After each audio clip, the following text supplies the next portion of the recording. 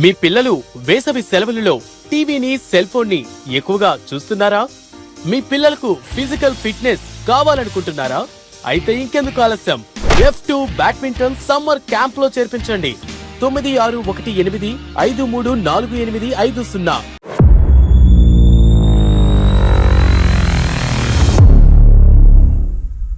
Welcome to sauce TV. నేను మీ ఆబిద్ హుసేన్.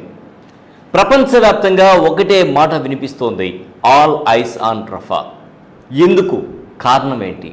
ప్రధానంగా ఒక శరణార్థి శిబిరం మీద జరిగినటువంటి దాడిలో 45 మంది వరకు మరణించారు. 45 మందికి పైగానే మరణించారనేటువంటి వార్తలు వస్తున్నాయి. సో ఈ నేపథ్యంలో ఆల్ ఐస్ ఆన్ రఫా, ఈ శరణార్థి మీద జరిగినటువంటి దాడిని ప్రపంచవ్యాప్తంగా మానవ దృక్పథం ఉండేటువంటి ప్రతి ఒక్కరూ, మానవతా కోణం తెలిసినటువంటి ప్రతి ఒక్కరూ ఖండిస్తూ ఉన్నారు. అయితే ప్రధానంగా పెద్దన్న పాత్ర పోషిస్తున్న అమెరికా ఈ విషయం మీద ప్రశాంతంగా ఉండడం, మౌనంగా ఉండడం అనేది కొంత ఆసక్తిని రేపిస్తోంది. దీని గురించి మాట్లాడుతూ ఉన్నా కూడా ఎక్కడ కూడా ఇజ్రాయెల్కు సపోర్ట్ చేసినట్టే కనిపిస్తోంది, కానీ ఈ దాడులను వ్యతిరేకించినట్టయితే కనిపించడం లేదు. ప్రధానంగా శరణార్థి శిబిరాల మీద, ప్రజల మీద, సామాన్య ప్రజల మీద యుద్ధంలో దాడులు అనేది జరగదు. ప్రధానంగా భూతల దాడులు జరిగినా కూడా, వైమానిక దాడులు జరిగినా కూడా యుద్ధ స్థావరాల మీద, ఎక్కడైతే సైనిక స్థావరాలు ఉంటాయో సైనిక స్థావరాల మీద దాడులు జరుగుతాయి, అంతేగాని ప్రజల మీద దాడులు జరగవు. ప్రజల మీద ఇజ్రాయెల్ జరిపినటువంటి ఈ దాడిని యావత్ ప్రపంచం ఖండిస్తూ ఉంటే ప్రధాన దేశాలు మాత్రం మౌనం వహిస్తున్నాయి. అయితే ఇక్కడ ఒక విషయాన్ని ప్రధానంగా చెప్పుకోవచ్చు. భారతదేశానికి చెందినటువంటి సినీ తారలు, సెలబ్రిటీలు మాత్రం దీన్ని తీవ్రంగా ముక్త కంఠంతో ఖండిస్తూ ఉన్నారు.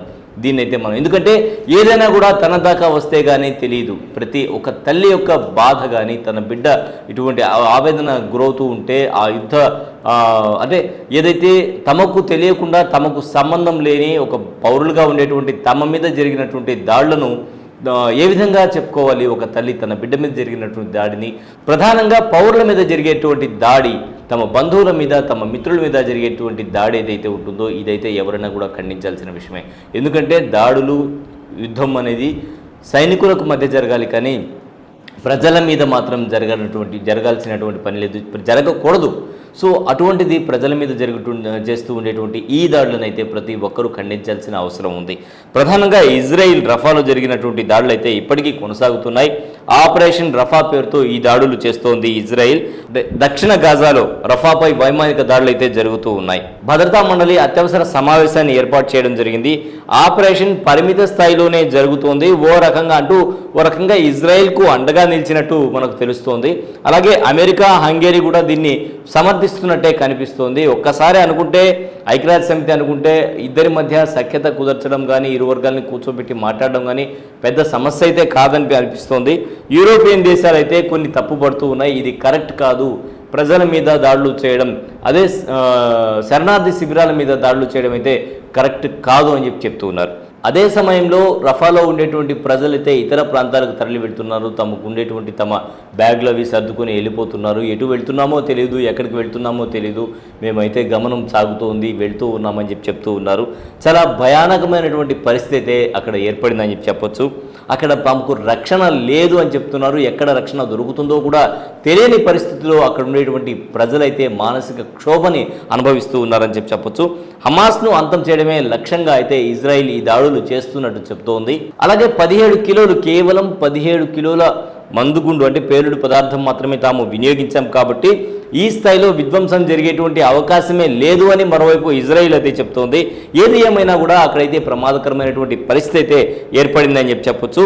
ముందుకు వచ్చినటువంటి కొంతమంది సెలబ్రిటీలు, భారతదేశానికి చెందినటువంటి సెలబ్రిటీలు అయితే ఇది మంచిది కాదు, యుద్ధం ఏనాటికి వినాశనానికి నాంది అని చెప్తూ ఉన్నారు. సో యుద్ధం మంచిది కాదు అని చెప్తూ ఉన్నారు. మారణకాండ మంచిది కాదని చెప్పి సెలబ్రిటీస్ చెప్తూ ఉన్నారు. చాలామంది సెలబ్రిటీస్ ముందుకు వచ్చారు. ఒకసారి ఎవరెవరు సెలబ్రిటీస్ ముందుకు వచ్చారో కూడా చూద్దాం. ఆల్ ఐస్ ఆన్ రఫా అనేటువంటి ఇమేజ్ను పోస్ట్ చేస్తూ ఉన్నారు. సమంత, త్రిష, మాళవిక మోహన్, రష్మిక, దుల్కర్ సల్మాన్, పార్వతి తిరువొత్తు, అమీ జాక్సన్, ఆలియా భట్, కరీనా కపూర్, ప్రియాంక చోప్రా, వరుణ్ ధావన్, సోనాక్షి సిన్హా, దియా మీర్జా, తృప్తి డిమ్రీ, రీచా చద్దా పాలస్తీనా ప్రజలకు తమ సంఘీభావాన్ని తెలిపినటువంటి వారిలో ఉన్నారు. వీరందరూ కూడా తమ సంఘీభావాన్ని తెలియజేశారు. ఇది ఘర్షణ కాదు, యుద్ధం కాదు, మారణ హోమం. ఎందుకంటే ఒక శరణార్థి శిబిరం మీద జరిగినటువంటి దాడిని మారణ హోమం అనకుండా ఏమనాలి? సో కొంతమంది దీన్ని అంటే చాలామంది మానవతా హృదయంతో ఖండిస్తూ ఉంటే, ఇంకా కొంతమంది శాడిస్టులు ఎవరైతే ఉన్నారో వారైతే సమర్థిస్తూ ఉన్నారు ఈ దాడులని. ఇది చాలా దారుణమైనటువంటి పరిస్థితి అని చెప్పి మనం అయితే చెప్పొచ్చు.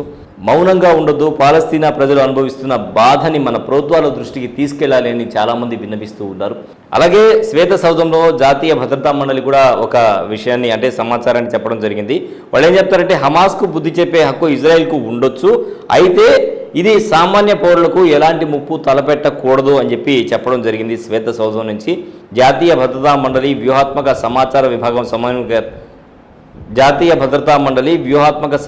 విభాగం సమన్వయకర్త జాన్ కిర్బీ అంటూ ఉన్నారు. భూతల దాడిలో అవసరం లేదని తాము కూడా భావిస్తున్నాము అని చెప్పి చెప్పడం జరిగింది. దీనిపై నిరంతరంగా ఇజ్రాయెల్తో చర్చలు జరుపుతున్నామని, పరిస్థితి ఎప్పటికప్పుడు సమీక్షిస్తున్నామని వెల్లడించారు. సో ప్రతి ఒక్కరూ నెటిజన్లందరూ కూడా దీన్ని ఖండిస్తున్నారు. ఆల్ ఐస్ ఆన్ రఫా అని చెప్పి ట్యాగ్ చేస్తూ ఉన్నారు.